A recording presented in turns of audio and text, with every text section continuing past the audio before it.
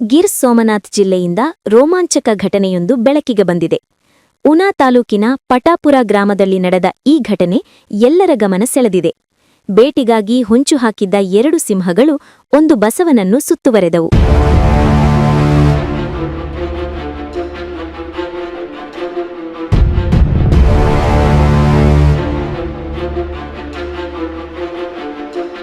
ಎರಡೂ ದಿಕ್ಕಿನಿಂದ ದಾಳಿ ಮಾಡಲು ಸಿದ್ಧವಾಗಿದ್ದ ಸಿಂಹಗಳ ನಡುವೆಯೂ ಬಸವ ಧೈರ್ಯ ಕಳೆದುಕೊಳ್ಳದೆ ಎದುರಿಸಿತು. ತನ್ನ ಪ್ರಾಣ ಉಳಿಸಿಕೊಳ್ಳಲು ಅದ್ಭುತ ಧೈರ್ಯ ಪ್ರದರ್ಶಿಸಿದ ಬಸವ ಸಿಂಹಗಳನ್ನು ಹಿಮ್ಮೆಟ್ಟಿಸಲು ಯಶಸ್ವಿಯಾಯಿತು. ಈ ದೃಶ್ಯ ಸ್ಥಳೀಯರಲ್ಲಿ ಅಚ್ಚರಿ ಮೂಡಿಸಿದ್ದು ಸಾಮಾಜಿಕ ಜಾಲತಾಣಗಳಲ್ಲಿ ವೈರಲ್ ಆಗಿದೆ. ಜಾನುವಾರುಗಳ ಬದುಕಿನ ಹೋರಾಟಕ್ಕೆ ಇದು ಜೀವಂತ ಉದಾಹರಣೆಯಾಗಿದೆ ಎಂದು ಜನರು ಅಭಿಪ್ರಾಯಪಟ್ಟಿದ್ದಾರೆ.